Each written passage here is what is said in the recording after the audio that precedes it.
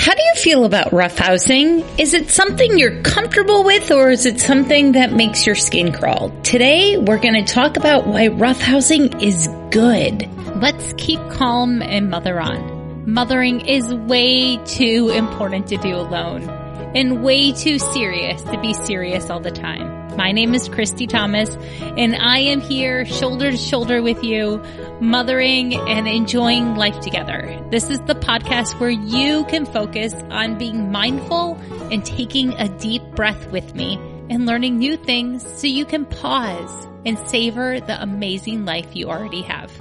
So Lawrence Cohen is our guest today, and he's the author of Playful Parenting, an award-winning book, The Opposite of Worry, that talks about anxieties and fears.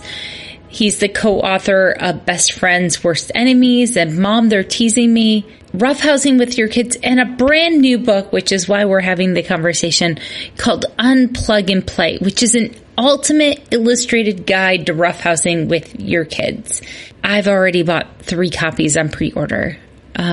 I asked him to come here because I've read all of his books over the years, and I think that we really do need someone to teach us and to show us in pictures how to get over our fears of roughhousing.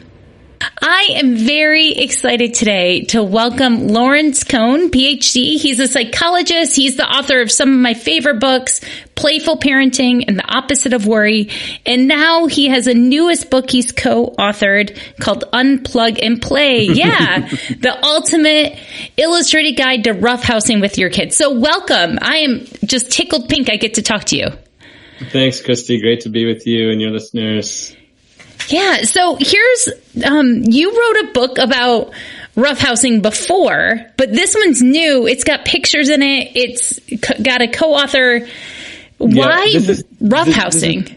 Yeah, this is the reboot. So the old version was The Art of Roughhousing, and this one is called Unplug and Play, and it's got more up-to-date pictures. And well, there's a few audiences for this book. Okay. For a few reasons that we wrote it. And one is for people who already love roughhousing, or parents who already love roughhousing, and they know it's great and they know it's fun, and they want new ideas and creative, outside the box kind of ideas for roughhousing. And this book is full of them. For beginners and for advanced and for really adventurous kids and adventurous parents. Yeah. And then the next reason is for people who just hate roughhousing or they're scared of it. And it's like, get that away from me. And so we have a lot of descriptions about and data about why it's actually good for kids, good for parents and kids to do together, great for the relationship, builds all the skills that we want to build in kids. And it's not anything to be afraid of. We can make it safe. Yeah, because roughhousing is a really intimidating form of play. For some people, yeah. And it was for me. Okay, that's good. It's intimidating. Like, I can do it with toddlers, and then as the bodies grow, I know that I back off from roughhousing. Exactly. When I was a boy, what I called roughhousing was actually like bigger, tougher kids picking on me or beating me up. Like, that's not fun. Why would you ever want to do that? Yeah. But when I became a father, I noticed that my daughter loved rough and tumble play. And I saw her do it with other people, and I thought, I'm missing out on the joy and fun and excitement of this. And so I pushed myself. And obviously I learned to love it. Yeah. You're a huge advocate for it now. Yeah. Now I'm a big advocate. And I realized that this was just my old fears were getting in the way. There's a few basic things that can keep it safe. And that children love it so much. And this book focuses mostly on parents and children roughhousing together. I think that's really important. We touch on kids roughhousing with each other. And there's certainly things we can do to make that safer and more fun. But kids don't need much encouragement to do that. No, they naturally need encouragement to get on the floor and roughhouse. Yeah, so I think the things that hold me back from roughhousing are probably pretty common are I'm scared of the intensity of it. I'm scared of what feels like it's going to turn violent. And then now post-pandemic parenting, and definitely during the pandemic, I was definitely scared of the safety element because going to the hospital felt off limits and I didn't want to do anything too risky. And I'm realizing that also has negative consequences. Exactly right. We're so tuned in to the dangers of getting hurt, but we don't tune in usually to the dangers of a life without risk. Just all the limitations when we remove all risk. So let me address the intensity part. Yes, please. And the becoming violent, because this certainly can happen. I've seen it happen. And there's a few simple fixes for that.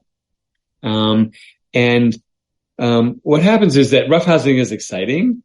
And so young people will get excited and then it revs up and up and up and up and up. Yep. And then they can be overexcited and they're so excited that they're flooded with that intense emotion of excitement. And that leaves them, to forget safety rules, forget that kind of stuff. The thing to do to help that is to rise and fall and rise and fall. And there's a few good ways to do that. So if you're wrestling, then you do short rounds. Okay? It's like a wrestling match or a boxing match or something. Now, roughhousing is not that. Right. I think of roughhousing more as dancing than as fighting, even if you're fighting. Yeah. Tuned into one another and it's a dance. So it's a collaboration. It's a collaboration, right? And so you do short rounds. So 20 seconds, 30 seconds. You like, okay, go, ding, ding, ding. Okay, back to your neutral corners. Okay, go. So you want the pause to be short, manageable, and then back to it. And so rev, calm, rev, calm, rev, calm, rev, calm is very different from rev, rev, rev, rev, rev, rev, rev. Yeah, you can have waves of intensity. Yes, exactly. So waves of intensity. Another way to have waves of intensity is saying freeze. So you're doing a pillow fight and everybody's going, wow, pillow fighting, freeze. Okay, go. So you want the freeze to be very short, half a second. Okay. Freeze. Okay, go. Just as long as it takes to say freeze. Because you don't want to start into a fight of you didn't freeze and Yeah. You don't want the freeze to cause the drama. Right. So you could grab a kid, but grab them so fast that you've let them go before they even know that you've grabbed them. And you can freeze in a funny position. Whenever I say freeze, I make sure I'm in a funny position. Because then they tune into that and that humor calms things down. So freeze, go. And the freezes can be frequent but keep them very short. Okay. Now, once kid can get that, I like to add in a layer and I start saying banana cream pie instead of freeze. I don't know why I always say banana cream pie. It could be anything. And the reason for that is now their brain has to say, banana cream pie, what's that? Oh, that means freeze. Okay, I freeze. Okay, go. And you're already back going again before you've really consciously thought all that. Yeah. But you've actively activated another part of the brain. The reason that it gets out of control is that you're in one mode and it's all that intensity, and you get emotionally overloaded, even though the emotion is excitement. Yeah. Positive emotion. Overload is overload. And so, sure, it's not as dangerous as being overloaded with rage, but you're still overloaded with emotion. And so, if we can cool things down with humor, with pauses, then you don't get overloaded. And then one more trick for keeping the intensity manageable, keeping it from getting violent, is I always like to start and stop with a connection. Okay. And it's you make it kind of a ritual. So it could be bowing to each other. And I like to make a joke like before we beat each other to death, we bow to each other. Or it could be high five or a handshake or a hug. And you start with it and end with it. And it puts a frame around it. And it keeps it all about connection because that's why we're doing it. to build connection. We're not doing it to make kids tougher. We're not doing it. Well, it does get energy out, but that's not the primary motive. Right. The primary motive is connection. Right, because rough and tumble play, this style of play is seen when you go to the zoo. It's seen by all biologists. Exactly. It's not just a human thing. It's a needed thing. Exactly. I'm so glad you brought that up because let me tell one of my favorite stories. Yes. Because my co-author Anthony and I researched a lot of the animal research on play. Yeah. Which, as you said, it's all rough and tumble play.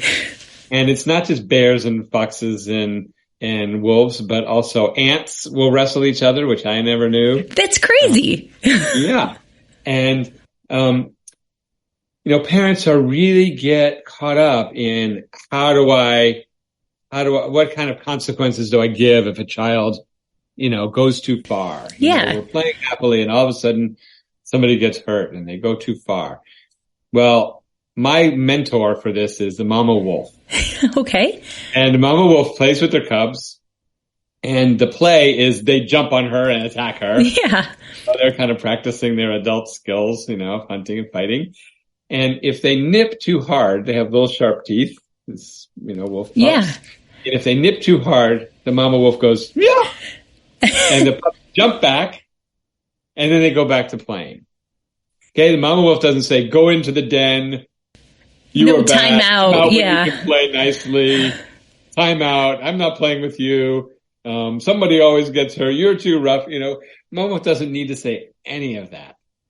She has a genuine physical, emotional reaction. Like, yeah. And the pups get it. And they don't get it it happens more than once, Our children Absolutely. are very smart. Your children are so smart. But big, important things they don't learn in one moment. They don't learn to talk overnight. They don't learn to walk overnight. They don't learn to share overnight. And they don't learn to manage those impulses and control their aggression and all that good stuff. They don't learn that overnight. But we want them to learn it. And roughhousing actually helps them to manage their aggression. Even though it can look like aggression, mm-hmm. Aggressive play is not aggression. Aggressive play is play. And that's whether you're playing pretend cops and robbers and good guys, bad guys, right, or pillow fighting or wrestling, or lobbing water balloons at each other, or lobbing rolled up socks again. That's one of my favorites. Yeah. I love the framework that you set up with the play of like having that ritual to begin it and end it so that there's a special bubble around it. And also the idea that you can keep playing when you don't have to lecture a kid in the middle of play. Like that mama wolf thing is great because so often you don't want to interrupt it and you can tell on the kid's face, but right. And so one thing I like to say is, let's go over the rules again. Yeah. And if they don't say them, then I say them. And I say it in a relaxed way. You kind of master this kind of Zen-like thing where each time it's the same. You don't have to escalate it. They're going to forget again. And then you just gently remind them again. Let's go over the rules again. And then you try to shift towards they have to say the rules instead of you. Yeah. They're eager to get back to playing. And so they will want to get back to playing. So it's like, no punching, no kicking. Right. Okay. Let's get back to it. Just pushing, no punching, no kicking. And the lecture doesn't get in anyway. That's good to be reminded. We do that for our benefit and it's no benefit because when it doesn't work, we get frustrated and angry. So where's the benefit to anybody? Absolutely. And then the other thing, so roughhousing, it sounds like helps with connection and joy. That's why we want to do it with our kids and participate in it. But it can help with emotional regulation. And then nowadays, right, a big topic of concern is protecting our kids from good touches and bad touches.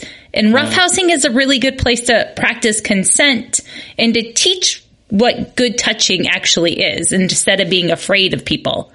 Exactly, Christy. And let's unpack that some. Please. It's a lot. It's a lot right there. You're right. So, what's missing for a lot of families is, the big range of healthy touch. Mm-hmm. So it's like, don't do that, don't do that. And maybe there's a hug, but there's such a big range of healthy touch. And playful, high energy, healthy touch, that's what roughhousing is all about. And so when children are full of that, when they get lots of the nurturing touch and the playful touch, so, fun wrestling games and fun, and cozy nurturing, then they don't have that touch hunger. Okay. And they're not as susceptible when they grow up to being victimized because, people who target children are good at spotting who's going to be vulnerable. And one vulnerability is loneliness, and one vulnerability is that touch hunger. Okay. And so we fill them up with, and then they know with friends, like, okay, they know what good, healthy touch is like. Mm-hmm. I get upset when playgrounds or schools ban contact. So like, we don't want to have any assaults. Yep. So we don't let children touch each other at all. It's like, no, it's breathing. It's like, might as well ban breathing. Yeah. You look at groups of kids together and they're, combing each other's hair and they're patting each other back and they're climbing on each other like puppies. And this is very healthy, we're supposed to live in community like that. Exactly. And, I think it's very good that you brought up consent because we have a huge problem in our culture where, so not understanding consent and not understanding the need for consent.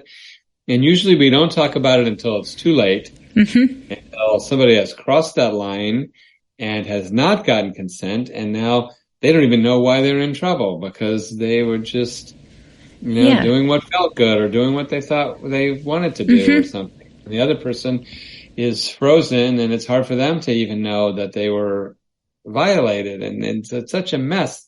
And we have to start earlier and earlier to talk about this. Yeah. And where roughhousing comes in is you teach like, whoa, hold on, you can jump on me, but I have to be ready.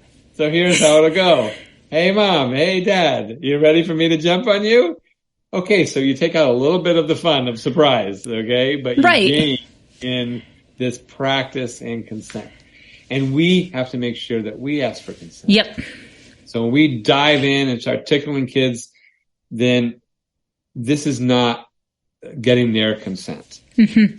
So, and it's tickling is confusing because the child's laughing, it seems like a plus. I was going to bring up tickling because when I asked my listeners, what their concerns with roughhousing was, one of the big things that was brought up pretty quickly was tickling and how their family doesn't do tickling and is tickling roughhousing.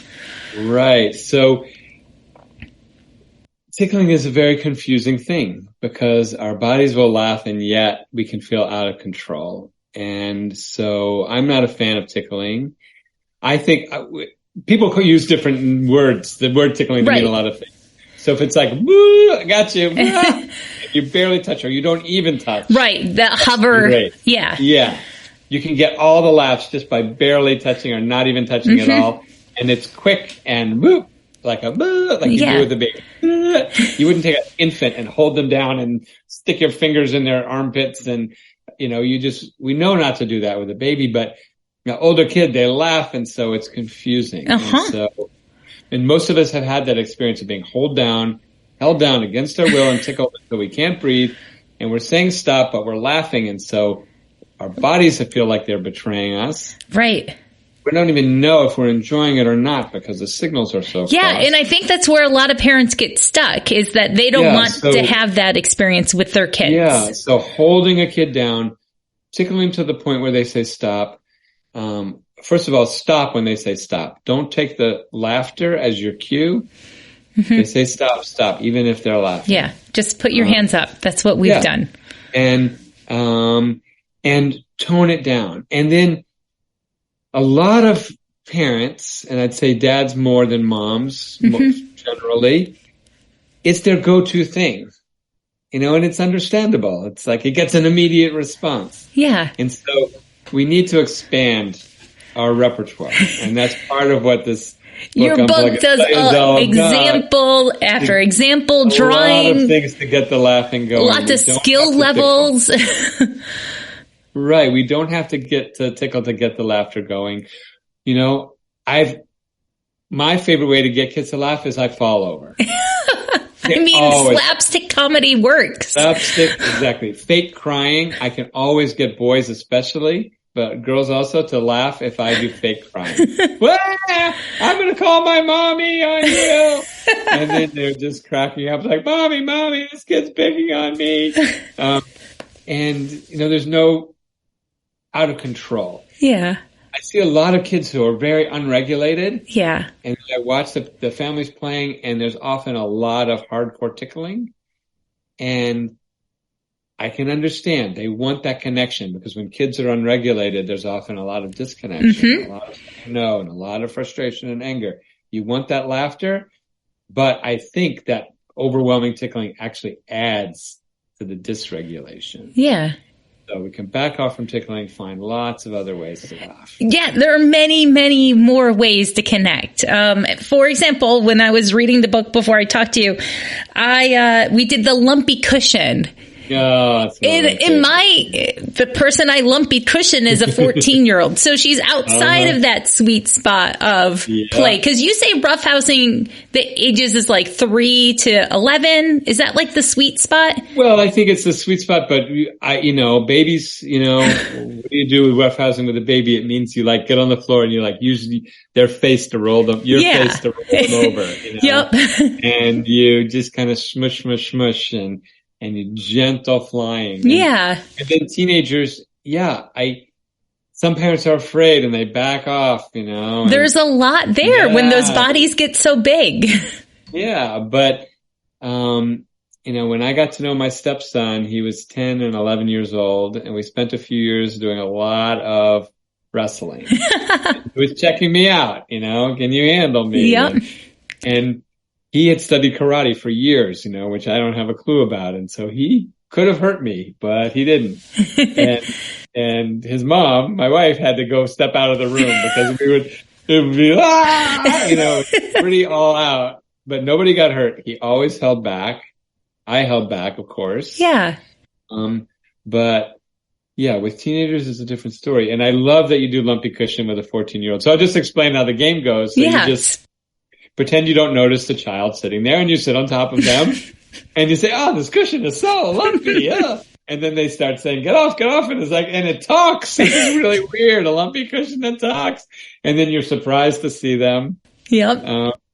And with a, 6-7-year-old, it's so funny. And with a 14-year-old, it has that added element of like, ma.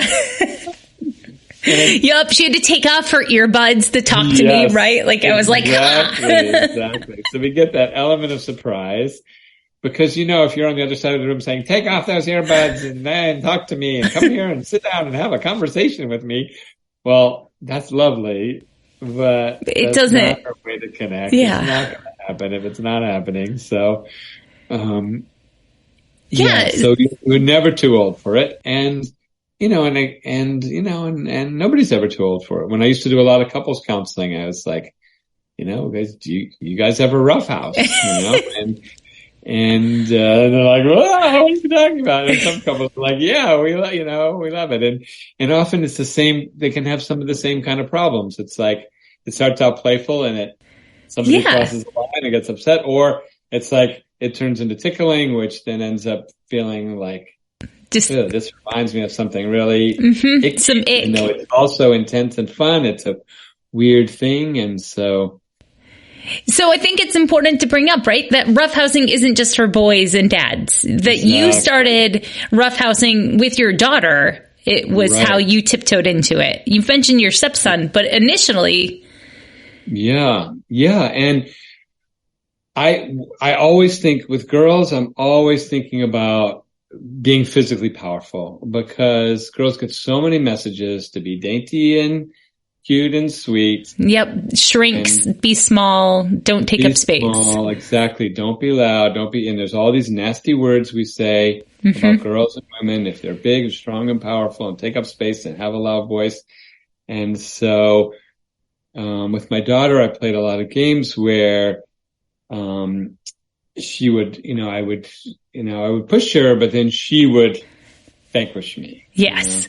And one of my favorite moments, I think she was 4 years old, maybe 5, and we were playing a game where she had to get past me to the couch. Okay, yeah. I was guarding the couch, and she had to get past me. And at first she would say, "Look over there," and she would sneak around. And then, so I let her do that for a while and be sneaky. And then it's like, okay, now I'm not going to fall for any tricks. You have to get through me. You have to use your power and get through me. And she came towards me, and I gave a little resistance, and she just gave up and walked away. Aww. And I thought, oh, I pushed it too far. And should I go after her? Should I wait for her to come back? I wasn't sure what to do. And a minute later, she comes in back with her hands in the air, and she says, "I will never give up." And she tackled me, and she went to the couch, and she did this victory dance on the couch. And I was like, "What happened?" And she said, "I went to the power room and got more power." And this turns out she went to the bathroom and put some pretend imaginary lotion on herself. And this was her powerful self. And so when we're wrestling with, and I'm saying this with girls, but this is true for a lot of boys too, where we want to be their sparring partner. A sparring partner is on your side. A sparring partner is not the enemy. And so you're there to encourage, you're there to push, but not push too hard, not overpower them. So I crossed the line. I was like, yeah, just give up. But she found that power inside. Yeah. And with boys, there's certainly plenty of boys who are on the more timid side. Absolutely. And they need that push, and they need to play first where they just barely touch you and you go flying over to build that confidence. But then there's other kids, and boys are a little more likely to be this way, that are more wild and reckless. Yeah. What they need is to have the energy channeled in. And so when I'm thinking about boys, I'm always thinking about, how do we have healthy inner power that's not violent? Boys get so many messages that masculinity is violence, that these are the same thing. Two sides of the same coin, masculinity and violence. And we have to unpack that for boys. And a lot of parents, of course, are afraid. They're like, oh, wait, if we're not violent, if we stop this violence, they're not going to be masculine. Or we better not let them be masculine, because then they'll be violent. It's right. All over the map with this, but really these are totally different things. And in our hearts, we know that true masculinity is not violent. Yes. Just like we know true femininity is not dainty princess. Correct. It's, sure, that's there, but that's not the center. And so power inside. And so one of my favorite games for that is pushing hands. Okay. And with pushing hands, you put two hands out and they put two hands out. Yep. And first you do it so that your hands are almost touching. Okay. Now some kids will want to skip this step. Yeah. Right? But if you do your two hands and their two hands almost touching, you feel an energy field. Mm-hmm. In fact, even though both of these are me, I can kind of feel I feel it. Yeah. And that's cool.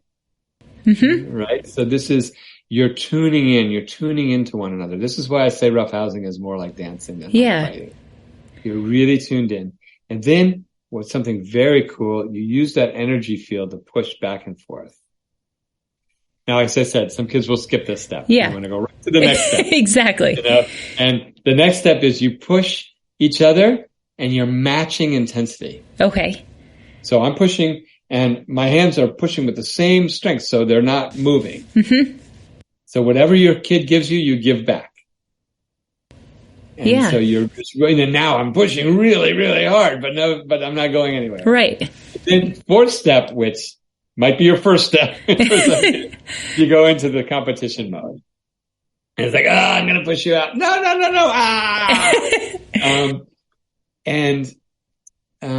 I just love this pushing hands game. It helps regulate. sometimes kids will start punching and it's just, whoa, hold on, just pushing. I've seen a lot of boys who go from punching to giving up. And what they're missing is that inner strength, that inner power. It's like helpless passivity or a violent response because I can't stand being passive. Overdo it. Yeah. Yeah. And in between, there's that solid power. And what parents need to practice, I think, is putting up resistance and then you let the child win. And a lot of dads especially have trouble with this part. Letting kids win is a whole different ball of wax right there. Yeah. And not all the time, and you don't have to do it every time, but to not be afraid of it. It doesn't make children soft. It doesn't confuse them. It builds that confidence. And a lot of parents say, well, their friends that's outside and people outside aren't going to let them win. It's like, right. They aren't. So let them build that confidence at home with you. Yes. So we don't have to toughen them up, right? We already know that they're going to get enough experiences of falling down and getting bruises outside of our home that we don't have to add them. Exactly. And we don't have to prepare them for it by, we're going to show you what it's like. Right. Yeah. We want you to have that spark inside and that power inside. Excellent. Can I just share a story about Please. this? Please. Yeah. I remember when I taught my daughter to play ping pong. Okay. And it was frustrating for her because, she's a brand new thing and she's small. And so I was letting her win a lot of points, and letting her get practice and not just get so discouraged that she's going to give up. And after a while of this, she said, "Are you playing your hardest?" And I said, "Do you want me to play my hardest?" And she said, "Maybe half your hardest." And I said, "Okay." So I stepped it up. But here, this proved to me that if you meet children's need to be powerful and confident and that you're on their side, then that will activate that inner motivation to really go all out and to risk losing in order to see where am I at. And so it's a matter of trust. Yeah. Trust that that's going to happen. And that's what a lot of the roughhousing games allow us to try, is to let our kids trust us. I mean, the most easiest example, right, is when a toddler trusts someone to do airplane with them. They know that you're not going to make them fall, but we forget that that's part of roughhousing, is building that continued trust as these bodies get bigger. And we have to figure out how our bodies are aging and how to roughhouse with them too. Well, tell me about it. Yeah, I do it with my granddaughter, and I don't have quite the stamina that I used to do, but it's certainly fun. Well, do you have any, we've talked about like a lot of beginner moves. Do you have an advanced move that you could give us for roughhousing? Sure. Let me think about more advanced moves. There's one way I think about advanced move is when it really takes a lot of care and a lot of tuning in. Okay. And so, and it's not, and you can do this with a young child as long as you've really mastered that sense of, like you said, you can trust me. I'm not going to drop you. Mm-hmm. So there's one that we call the red tornado. Okay. And it's good to do this on a mat or something on the floor. Okay. And I actually like to do it with a spotter. So the child stands in front of you with their back to you. Mm-hmm. And they lean over and put their hands back underneath their legs, in between their legs. Okay. And you take hold of their hands. Okay. And you do this lift and flip. Whoa, yeah. So you're kind of lifting their whole body up by their hands and then sort of the back of their legs. And then you lift them and they flip over and land on their feet. And it is wild. And the first few times you want to have a spotter. Absolutely. Because you can easily kind of misjudge where the floor is. Yeah. And where the head is. So, let's see, that's a fun one. Parkour, kind of home parkour or backyard or out on the street parkour, which is just climbing on stuff. Absolutely. Right? It's one of my favorite things to do with bigger kids at the playground, right? Like the little kid parents are always shocked when we show up with a 10-year-old and 14-year-old and 16-year-old, but they're using the playground as a parkour element. Exactly. So you climb as high as you can, you jump, and what I love about this and all good roughhousing is the child is in charge of determining what's safe. Yep. And they're building that muscle. If we are always the one telling them, that's safe, go do it, don't be a baby, go do it, or that's not safe, you can't do that, then they don't build that muscle to know what's safe and what's not. And so we start young and we say, oh, is that safe? Or we take a video of them climbing and we say, oh, what do you think about this? And I was a little scared when this was happening. And what about you? And boy, you fell down a lot. What can we do to make that safer? And when we have those kind of conversations where it's an actual conversation, not a lecture. Yes. Not you don't know how to be safe and you're not allowed to do that and all that stuff, which you're taking away that muscle building ability. Yeah, because this helps them learn how to trust themselves and to find that power. Exactly. So they find the power. They do the trust. They figure out to trust themselves. And so parkour, when they're like running up a wall and see how high can you run diagonally up a wall. It's like, okay, I don't do that. I'm scared. Okay. I'm not willing to take that risk, but I'm trusting myself. Right. Mm-hmm. So I have to trust kids to know, okay, can you look at it and you do it and and you climb as high as you feel is safe, that is safe. You do the risk. Yeah. I love the joy that can come from this. And your book really expresses that. And I am so thankful. Like this book is going, my nephew turns 3 in April and this book is going to be sent to him. I can't wait. Yeah. Where can people find you online? What's the best way to connect with you, or are you not online? Yeah. So I have a website, playfulparenting.com. Mm-hmm. I'm planning to update it. It's very out of date, but if you send me an email, Larry@playfulparenting.com. Okay. Then I'll put you on my newsletter list. That's the best way to get any up-to-date information. Yes. Workshops and trainings and just whatever I happen to be thinking about that day when I write the newsletter. That's awesome. Yeah. And always your books, most of the libraries have them. Get this newest one.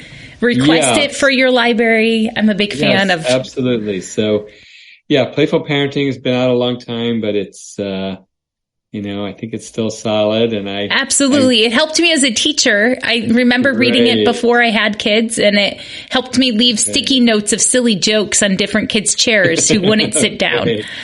Oh, that's great. That's a great idea. And the opposite of worry is all about children's anxieties. And if you're an anxious parent, you'll find that it helps you with your anxiety. Yep. And then the new one, Unplug and Play. We got to get kids off of screens all the time. And, we can't just nag at them and say, turn that off. We don't turn our own off. So, instead of turn that off, it's like, let's wrestle. Let's go off. We all need more physical activity. We can look at the kids and point at them, but the mirror is shining pretty big back. Exactly. Well, thank you. Each episode ends with 2 very specific questions. So if you have an idea, the first one is self-care. How are you taking care of yourself? Or do you have any ideas for parents and self-care? Well, I've been doing a lot of yoga lately. Yoga and chi-gong, which is just sort of these very gentle movements. And I just find it very quieting and balancing. But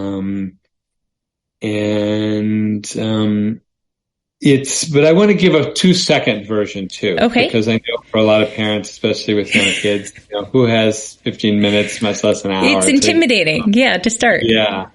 So my favorite maybe not 2 seconds. My favorite 10-second self-care is called Pat the Baby. Okay. And you pretend that you have a baby on your shoulder and you're burping the baby and patting the baby gently. And the baby starts out a little fussy and then they kind of mold to you and calm down and you know how you feel it, child. Oh, and they have that sigh. Yep. Oh. I do this when kids are screaming out of control. I do this on an airplane if there's a crying baby. And, and the parent is so anxious that everybody's everyone's spiraling. And everybody else is like, that's dumb. I can't believe they let babies on the planes, Yeah. And so I send out this, and at the very least, it always slows my heart rate and slows my breathing. And then often I feel it spread out to other people without telling them, you got to calm down, which I've never seen that work. Never. We co-regulate. So I love that. Yeah. That's beautiful. And then you've given a lot of ideas, but maybe you can remind people of one idea for family fun. Sure. My very favorite is the sock game. And you can play with 2. It's more fun with 3, 4, 5. You get on the floor with your feet towards each other and you have socks on and no shoes. Okay. And 1, 2, 3, go. And you have to get everyone else's socks off of their feet and keep your own socks on your feet. And so you can play offense, you can play defense, you can try to do both at once. You're grabbing other people's socks and throwing them off or sticking them in your pocket. And then they're trying to get their socks back. And it's impossible not to laugh and giggle during this game. It sounds like a good one for all ages too. Absolutely. Excellent. Well, thank you so much for taking the time to write this book and talking with me. It's just a gift and an honor. And I appreciate your time. My pleasure, Christy. Great to talk with you. Are you inspired? I really hope you are. This episode has made me more playful and more physical in a good way with my kids. Now, don't forget, you are exactly the right mom for your kids, and you're already good enough. Let's lower the pressure together and just enjoy our kids. Let our kids notice our eyes being delighted when they walk in the room. Let's enjoy the amazing lives we already have, and I'm so glad you are here on Earth. As always, please share this episode to 1 or 2 friends that you think might really get some good tips out of it, and leave any comments and reviews wherever you're listening to this podcast. Thank you for keeping calm and mothering on with me. See you next time.